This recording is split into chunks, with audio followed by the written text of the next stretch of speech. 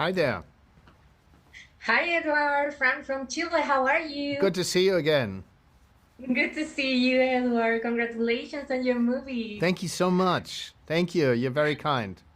I really enjoyed that Macau is like a mirror of the character and also an extension of him. I love how you can put like the darkness, but at the same time the bright lights. Like it, I felt like they are mirroring themselves. So I really wanted to explore with you, how did you create that environment for Laura Doyle? It's basically what you say. It's like a mirror of his inside. And when you go to Macau, it's an explosion of the senses. There's so many lights. There's so many fountains. There's so much music. It's brighter. It's more colorful than any place I've seen in the world. And that explosion of the senses, almost what goes on inside of him. And we wanted to capture that. And in the beginning, it's very difficult because you want to shoot everywhere because everything is exotic and adventurous and beautiful and different from anything that I've seen. But I went back 4 times, and little by little did we carve away that locations that didn't seem to mirror his inner state enough, and and eventually went from large empty ballrooms to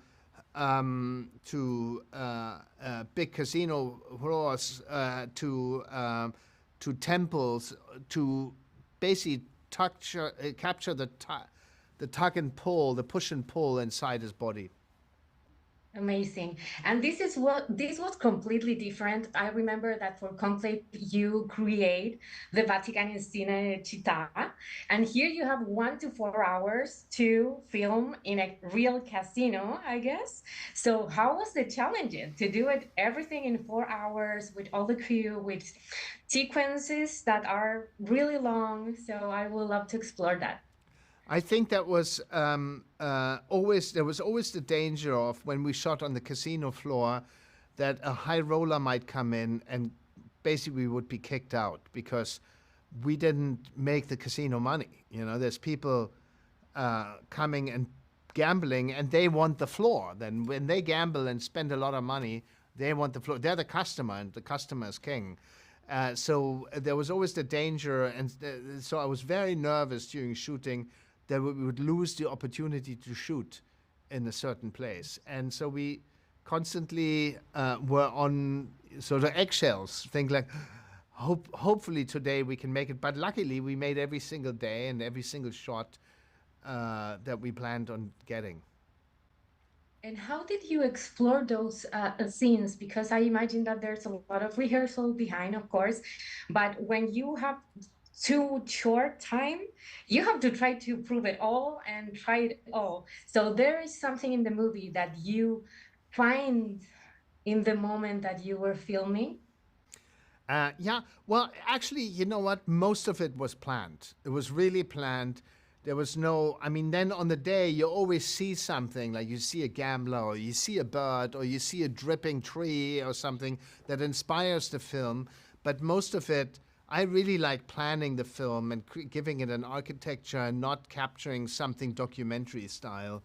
It's more like I want to give the feeling that everything feels real, but I really cherish and love the craft of filmmaking.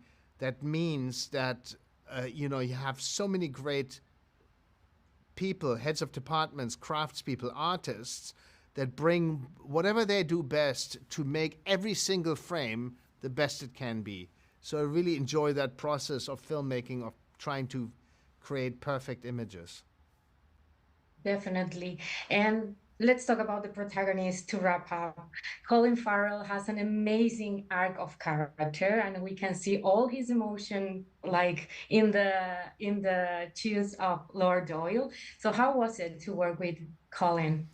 Colin is a beautiful, beautiful soul who's very, very giving and generous and is so open to sharing his vulnerabilities as an actor, as a human being. And you see it in his eyes. And that's why I really wanted him to be in the film to play this role, because it's not necessarily a role you side with right from the beginning. He's an unreliable narrator. He's a liar. He's a thief. And Colin is someone who takes the audience by the hand and make sure that they can feel what he feels. And I think as I like to be immersive with the camera and I like to take you on a ride with a character, I really need the actor to be that person as well and really to be very, very to love his audience. And Colin does that. Definitely, he did it. Thank you so much, Edward. My time is up. Thank you so Congratulations much. again. Very good to see you again. Thank you.